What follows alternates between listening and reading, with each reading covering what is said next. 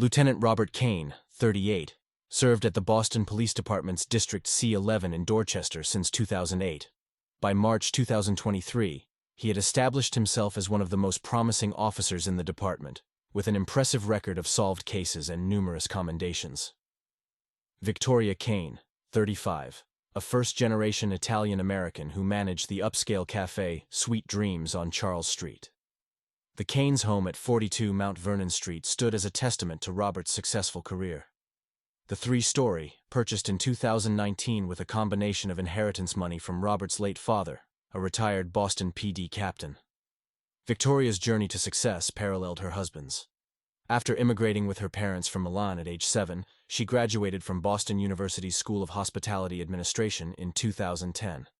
Through determination and natural business acumen, she transformed Sweet Dreams from a struggling coffee shop into one of Beacon Hill's most popular establishments, known for its authentic Italian pastries and elegant atmosphere. On March 15, 2023, the Boston Police Department held its annual police ball at the Fairmont Copley Plaza Hotel.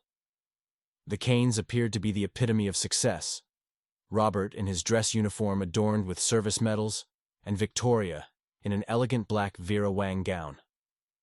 Commissioner Michael Sullivan publicly recognized them as the department's most striking couple, a moment captured by the department photographer and later featured in the BPD newsletter. The photograph would later become crucial evidence, showing Victoria's diamond tennis bracelet, a detail that would become significant in the subsequent investigation. However, beneath the polished surface, the Kanes' marriage had been strained since March 2021. Victoria suffered a miscarriage at 16 weeks, losing what would have been their first child.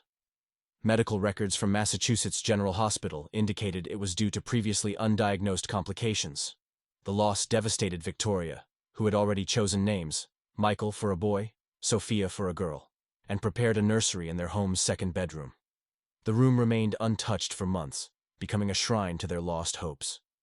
Robert Kane's response to the tragedy manifested in increasing dedication to his work. According to department records, his overtime hours increased by 47% in the months following the miscarriage. He began taking on additional cases, particularly in the Violent Crimes Unit, where he gained recognition for solving a series of armed robberies in the summer of 2022. While his career flourished, he spent less time at home, missing therapy sessions that Victoria had arranged through the department's family support services. Dr. Sarah Mitchell, the couple's therapist, noted in her confidential records, later subpoenaed, that she observed significant communication breakdown during their few joint sessions. Victoria expressed feelings of abandonment, while Robert showed signs of emotional detachment, focusing conversations on work achievements rather than their loss. The therapist's notes specifically mentioned Robert's tendency to check his work phone during sessions, and his resistance to discussing the nursery room that Victoria couldn't bring herself to dismantle. By early 2023, the Kanes maintained appearances in public, particularly at department functions where Robert's position required their presence.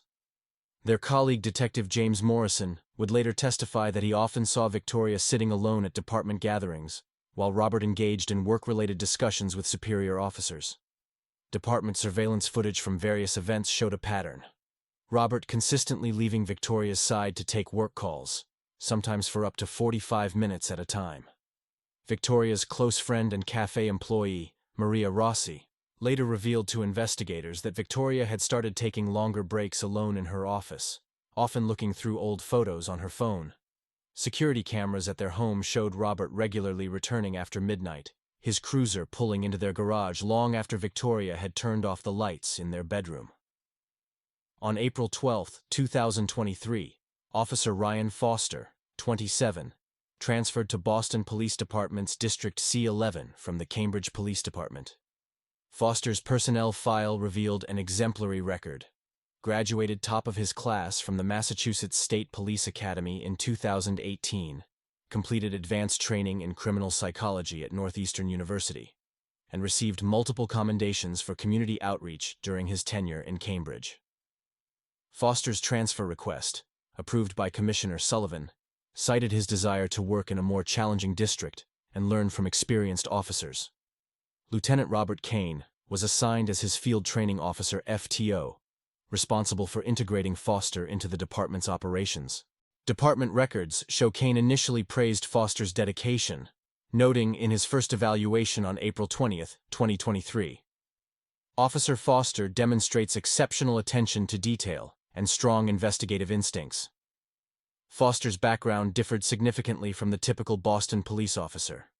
Born in Seattle to academic parents, his father a professor of culinary arts at Johnson and Wales University, his mother a clinical psychologist, he moved to Massachusetts for college. His personnel file included an unusual skill set: fluent in French and Italian, trained in classical cuisine at Le Cordon Bleu, and a published article in the Journal of Law Enforcement about the psychology of community policing. Security footage from Sweet Dreams Cafe showed Foster's first visit on April 14, 2023, wearing his uniform during lunch break. Victoria Kane was behind the counter, and their initial interaction lasted approximately 12 minutes. Over the next 2 weeks, cafe surveillance documented Foster visiting the establishment 14 times, gradually timing his visits to coincide with Victoria's management shifts. By late April, Foster began bringing his own culinary creations to the cafe. Victoria, who typically maintained professional distance with customers, began taking her breaks during Foster's visits. Coffee shop employees noted changes in Victoria's demeanor during this period. Maria Rossi, head barista, provided a statement. "Mrs. Kane started smiling again. Officer Foster would bring these amazing desserts and talk about Italian cooking with her. He spoke Italian with such a proper accent. It reminded her of home. Sometimes they would talk for an hour about recipes and traditions.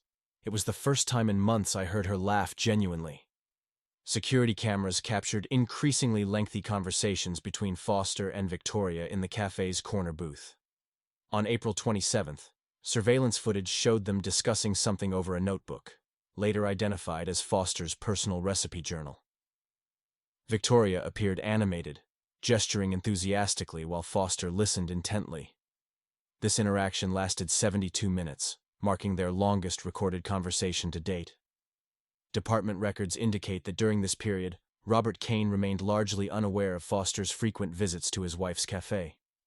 Kane's case logs show he was deeply involved in a human trafficking investigation, working extended hours and delegating much of Foster's training to Sergeant Thomas Gray. Gray later testified that he observed Foster's regular absences during lunch breaks, but assumed the young officer was simply dedicated to community engagement. Foster's approach differed markedly from other officers who frequented the cafe. While most grabbed coffee and left, he engaged in meaningful conversations with staff and customers. His field reports showed exceptional insight into the neighborhood's dynamics, often citing information gathered during his cafe visits. This dedication to community policing earned him praise from superiors, with Captain Jennifer Martinez noting in a May 1st evaluation, "Officer Foster demonstrates remarkable ability to build trust with local business owners and residents." The cafe's credit card records revealed Foster often paid for other customers' orders, particularly elderly patrons and students. This generosity, combined with his culinary skills and attentive nature, made him a popular figure in the neighborhood. Victoria began incorporating some of his dessert recipes into the cafe's menu, with items like Ryan's raspberry chocolate torte becoming customer favorites. By the end of April, Foster had established himself not just as a promising officer, but as a regular presence in Victoria's daily life. Security footage from April 30th showed him staying until closing time, helping staff clean up after hours, an act that went beyond typical customer behavior. Phone records would later reveal that during this period, Foster and Victoria exchanged their personal contact information. On May 20th, 2023, security footage from Sweet Dreams Cafe showed Officer Ryan Foster arriving at 9:47 p.m., 17 minutes after closing time. Victoria Kane was alone in the establishment, as confirmed by the cafe's employee sign-out records. Robert Kane's department log for that evening indicated he was working an emergency operation in South Boston. Cell phone records show Robert Kane did not make or receive any calls to his wife that day, despite it being the second anniversary of their loss. Victoria's earlier text message to him at 3:42 p.m., "Remember what day it is?" went unanswered. Security cameras captured Victoria spending several hours in her office, reviewing what appeared to be a photo album before Foster's arrival. The cafe's security system recorded Foster and Victoria's interaction lasting until 1:23 a.m. Emergency exit footage showed them sitting at a corner table, sharing a bottle of Montepulciano d'Abruzzo wine, later found in the recycling. Victoria was seen crying while Foster held her hand across the table. Their conversation, partially captured by the cafe's security microphones, revealed Victoria's deep emotional pain and her feelings of abandonment. During June 2023, phone records indicated a significant increase in communication between Foster and Victoria. They exchanged 847 text messages and 42 phone calls, primarily during evening hours. Foster's patrol routes, according to GPS logs from his cruiser, began showing frequent passes by the cafe, even when his assigned sector was elsewhere in the district. The affair physically began on June 15, 2023, at the Moonlight Inn Motel, located off Route 1 in Saugus, approximately 8 miles from Boston. Motel records showed room 114 was booked under the name Ryan Smith and paid for in cash. Credit card records later revealed Foster withdrew $89.99 from an ATM near the motel at 7:13 p.m. that evening. Victoria's Tesla's GPS history, obtained during the subsequent investigation, showed regular trips to this location, typically between 7 p.m. and 10 p.m. on weekdays. During this period, Foster maintained an exemplary work record, receiving a commendation for his role in a successful drug bust on June 28. Robert Kane's supervisor evaluations of Foster remained positive, noting his exceptional dedication to duty and community engagement. Surveillance footage from the police department showed no obvious signs of their relationship, with Foster and Victoria maintaining professional distance during official functions. The affair was carefully orchestrated to avoid detection. Foster and Victoria used Signal, an encrypted messaging app, for communication, and met primarily at the Moonlight Inn. They established a pattern.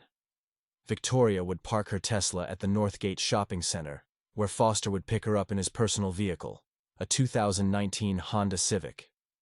Motel records indicated they used the same room, 114, on 12 separate occasions between June 15 and July 31. Their relationship deepened beyond physical intimacy. Foster began sharing more personal aspects of his life with Victoria. His culinary background resonated with her Italian heritage, and they spent hours discussing recipes and cooking together. Victoria's friend Maria Rossi later testified that Victoria seemed transformed during this period, noting, "She started wearing makeup again, bought new clothes. There was a light in her eyes I hadn't seen since before the miscarriage." By July 2023, Victoria had made several significant changes in her life. She joined a gym, started therapy sessions with a new counselor, Dr.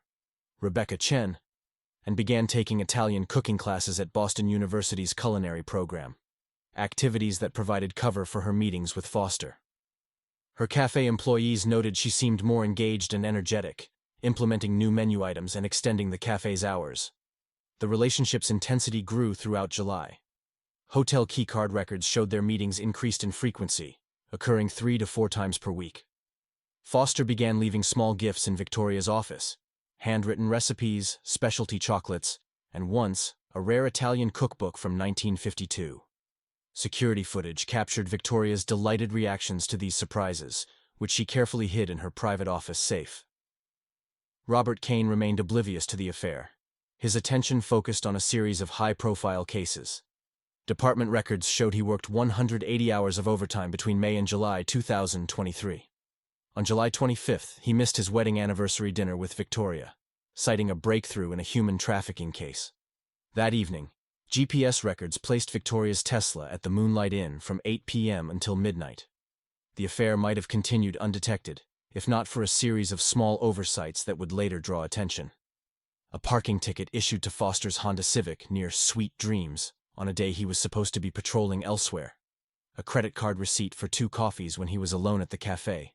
And most crucially, a forgotten receipt from the Moonlight Inn left in his uniform pocket during dry cleaning.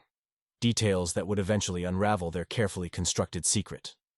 By late August 2023, Sergeant Thomas Gray, a 15-year veteran of the Boston Police Department, began noticing patterns in Officer Ryan Foster's behavior. Surveillance footage from District C11 showed Gray observing Foster's movements with increasing frequency. Department logs recorded Gray modifying his patrol routes to overlap with Foster's assigned sectors, particularly around Charles Street, where Sweet Dreams Cafe was located. The department's annual summer picnic on August 27, 2023, at Franklin Park marked a turning point. Security cameras and photographs from the event documented Foster and Victoria Kane engaged in a 47-minute conversation behind the park's maintenance building, away from the main gathering. Event footage showed them maintaining physical distance, but displaying what body language experts would later describe as intimate, non-verbal cues, sustained eye contact, mirrored body positions, and subtle gestures of familiarity. Gray's body camera, accidentally activated during the picnic, captured his attempt to discuss the situation with Lieutenant Robert Kane. The recorded conversation revealed Gray's careful approach. Gray: "Notice anything about Foster lately?" Kane: "He's doing great work. That drug bust last week was his intel." Gray: "I mean about his lunch breaks. At Sweet Dreams." Kane: "Community policing. Kid's good at it." Department records showed Kane was deeply involved in a multi-jurisdictional human trafficking investigation during this period, logging over 90 hours of overtime in August alone. His case notes revealed an obsessive focus on tracking a suspected trafficking ring operating through Boston's port facilities. However, by mid-September, subtle changes began occurring in the Kane household. Home security footage showed Robert arriving home unexpectedly during lunch breaks, something he hadn't done in months. Credit card records indicated he purchased a new home security system on September 12, including cameras focused on the kitchen and main entrance. Victoria's behavior also shifted. Her Tesla's GPS history showed increasingly erratic routes home from work, often taking unnecessary detours. Cell phone records revealed she began using a second phone, purchased with cash from a convenience store in Roxbury. The device's activities were later traced to communications with a burner phone registered to John Smith. The situation escalated when Kane noticed Victoria wearing a new perfume, later identified as Baccarat Rouge 540 by Maison Francis Kirkjian, purchased from Saks Fifth Avenue on September 8. Security footage from the store showed Foster entering the same establishment 20 minutes before Victoria, though no direct interaction was recorded. Department psychological evaluations of Kane during this period, conducted as part of routine leadership assessments, noted increasing signs of stress. Dr. Marcus Powell's report dated September 22 mentioned unusual preoccupation with subordinates' activities and elevated anxiety levels regarding personal matters. By late September, Kane's behavior became more erratic. GPS logs from his cruiser showed him making frequent passes by Sweet Dreams during off hours. He installed a tracking application on Victoria's phone under the guise of security concerns, though she discovered and removed it within days. Security footage from their home showed him searching through Victoria's belongings while she slept, photographing documents and examining her personal items. Sergeant Gray made a final attempt to warn his friend on September 29. Restaurant security cameras at the Warren Tavern captured their conversation, where Gray explicitly mentioned seeing Foster and Victoria together multiple times. Kane's response, recorded in Gray's personal notes, was telling: "I trust my wife. Foster's a good kid. You're seeing things that aren't there." The month ended with Kane requesting access to all security footage from businesses surrounding Sweet Dreams Cafe, citing a non-existent investigation into neighborhood drug activity. Department records show his request was denied by Captain Martinez, who noted insufficient probable cause and concerning personal interest in the case. Lieutenant Robert Kane sat in his dimly lit office at District C11 on the evening of September 30, 2023. At 21:17, his computer screen illuminated his face as he accessed the department's scheduling system. With a few keystrokes, he canceled his overnight shift for October 1. What prompted this decision was a seemingly innocent notification on his phone. A calendar entry from his wife Victoria's iCloud account. Late inventory check, scheduled for 2300 hours. Department security footage showed Kane spending the next 20 minutes methodically reviewing recent GPS data from his wife's Tesla, cross-referencing locations with his own patrol records. His supervisor would later note that Kane had been increasingly distracted during the week, missing 2 important briefings and submitting incomplete paperwork. unusual behavior for an otherwise meticulous officer. Kane's police cruiser left the station at 21:45, but instead of heading home to Beacon Hill, he chose a strategic position 3 blocks from his house at 42 Mount Vernon Street. From there, he could observe without being seen. At 22:15, Victoria's Tesla pulled into their driveway. 23 minutes later, Officer Ryan Foster's Honda Civic quietly parked a block away.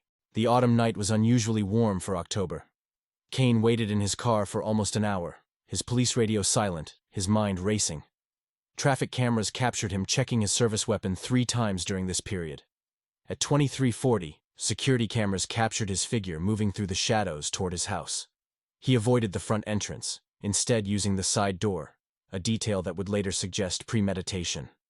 The house was quiet as Kane climbed the stairs to the master bedroom at 23:42. His service weapon was drawn, the metal cold against his palm. The next 60 seconds would change 4 lives forever. The home's security system, though its camera had been disabled weeks earlier, continued recording audio throughout the house. The security system's audio recording captured the initial moments. Victoria's startled voice. "Robert, what are you—" Foster's attempted explanation. "Lieutenant, I can explain." The sound of the first impact echoed through the house, Kane's fist connecting with Foster's face, breaking his nose and orbital bone. What followed was 3 minutes of savage violence. The bedroom, once a symbol of Kane's successful marriage, transformed into a crime scene. Mirrors shattered, furniture toppled, and blood stained the expensive carpeting. Forensic analysis would later determine that Foster never threw a single punch in return, perhaps due to his position as Kane's subordinate, or the shock of the initial attack. At 23:45, Victoria's trembling voice reached the 911 dispatcher. "Please help. My husband, he's going to kill him." Her panic was palpable as she provided their address. The dispatcher tried to maintain calm. "Who's in danger, ma'am?" "Officer Foster. Robert's beating him. There's blood everywhere. Please hurry." The dispatch center immediately recognized the address as belonging to a high-ranking officer. Following department protocol for officer-involved incidents, they alerted Internal Affairs and the Commissioner's office while dispatching units to the scene. The presence of Kane's service weapon escalated the situation to a potential officer-involved shooting. First responders, led by Sergeant Thomas Gray, arrived at 23:51. Their body cameras documented the aftermath. Foster lay unconscious, blood pooling around his head. Kane stood over him, his uniform splattered with blood, hands raw from the beating. Victoria huddled in the corner, hysterical. The service weapon lay unfired on the bed, a small mercy in a night of violence. Medical professionals would later testify that the timing of the police response likely saved Foster's life. Another few minutes of beating could have resulted in fatal brain trauma. EMT Sarah Rodriguez's body camera captured the critical moments as they stabilized Foster for transport. Multiple facial fractures, possible internal bleeding, BP dropping rapidly. As officers led Kane from his home in handcuffs, he spoke only once. "He was in my bed. In my fucking bed." His vacant expression betrayed no emotion as he was placed in the back of a patrol car. Officers on scene noted that Kane's knuckles were severely damaged, requiring medical attention that he initially refused. Foster's injuries were severe. A compound fracture of the nasal bone, a fractured left orbital socket, 3 broken ribs, a severe concussion, and internal bleeding that required 6 hours of emergency surgery at Massachusetts General Hospital.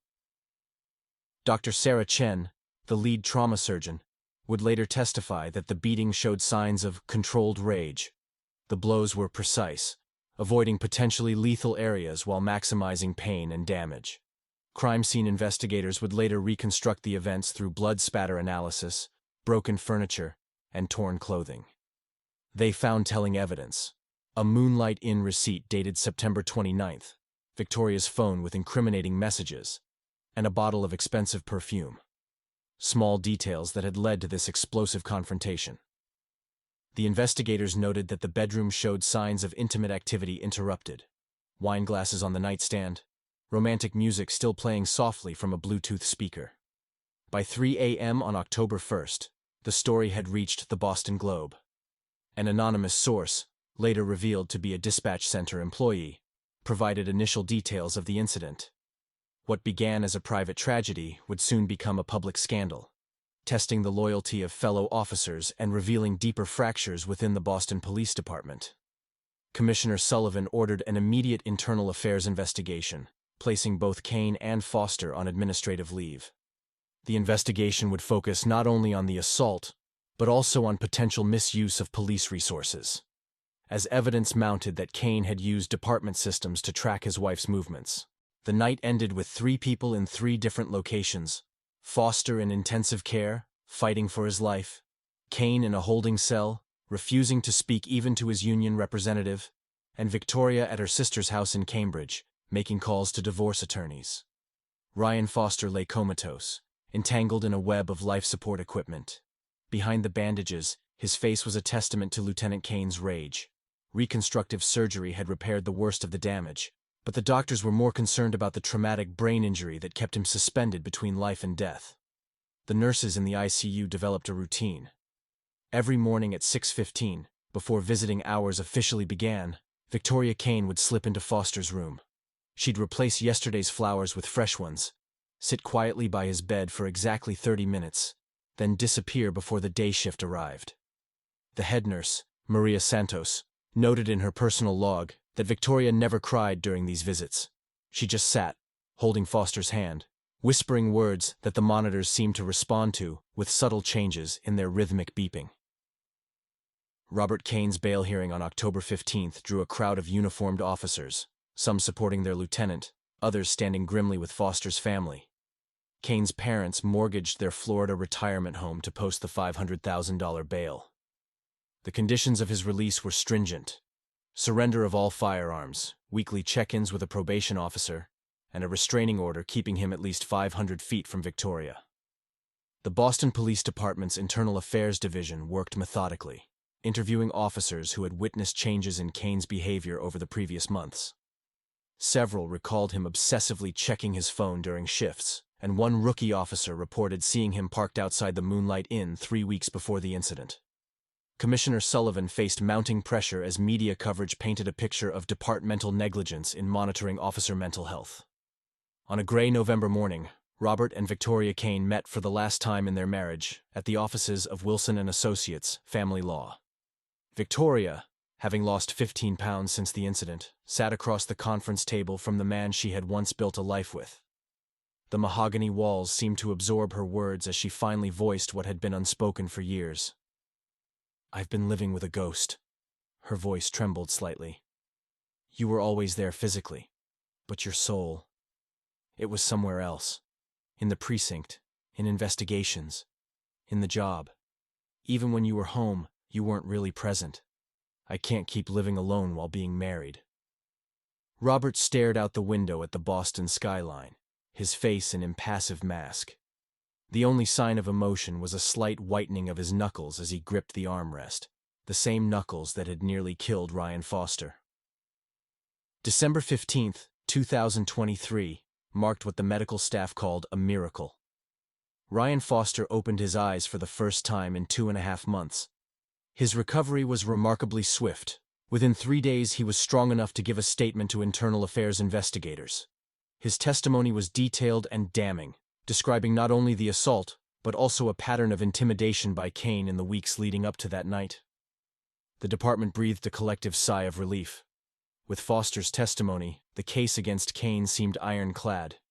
But fate, or something darker, had other plans. On December 22nd, exactly 1 week after emerging from his coma, Ryan Foster's body was discovered in his apartment. The scene appeared meticulously staged: a suicide note typed on his laptop, an empty bottle of sleeping pills, a half-empty glass of whiskey on the bedside table. The initial responding officers noted several inconsistencies. The fingerprints on the glass had been carefully wiped away, and the suicide note contained grammatical errors that seemed out of character for the college-educated Foster. The medical examiner, Dr. James Chen, found traces of defensive wounds on Foster's hands, fresh bruises inconsistent with suicide. However, political pressure and the appearance of a clear suicide narrative led to the official cause of death being listed as probable suicide, pending further investigation. During this time, Victoria began receiving anonymous envelopes at her sister's house in Cambridge, where she had been staying since the assault. The envelopes arrived weekly, each containing photographs. Victoria and Ryan leaving restaurants, sitting in parks, sharing intimate moments in his car. The timestamps on the photos went back months before the assault, suggesting a long period of surveillance. The final envelope arrived on December 31st, containing only a printed note. "You betrayed our family." That New Year's Eve, Victoria Kane vanished. Her Tesla was found in the parking lot of the Beacon Street Whole Foods. Security footage showed her entering the store at 1943, but no cameras captured her leaving. Inside the abandoned cart, investigators found her wallet, phone, and a shopping list for a New Year's Eve dinner she would never cook. In January 2024, Robert Kane resigned from the Boston Police Department. He sold the house on Mount Vernon Street and relocated to Arizona, purchasing a small ranch outside Sedona. The cases of Foster's death and Victoria's disappearance remained officially unsolved, filed away in the cold case storage room at District C11. In the spring of 2024, Sergeant Thomas Gray supervised the final inventory of the Kane residence before its sale. In the dusty attic, behind a stack of old suitcases, he discovered a cardboard box. Inside were dozens of surveillance photographs of Victoria dating back 6 months before the assault, detailed notes about her daily routines, and Ryan Foster's bloodied police badge. Gray stood in the attic for a long time, dust motes dancing in the beam of his flashlight. 20 years of friendship with Robert Kane weighed against his oath to uphold the law. In the end, friendship won. He carried the box to the backyard and burned it in the old barbecue pit, watching as the evidence turned to ash in the spring breeze. The official files remain open, gathering dust in the basement of Boston Police Headquarters. Victoria Kane's disappearance is still listed as an unsolved missing persons case, and Ryan Foster's death remains classified as a suicide.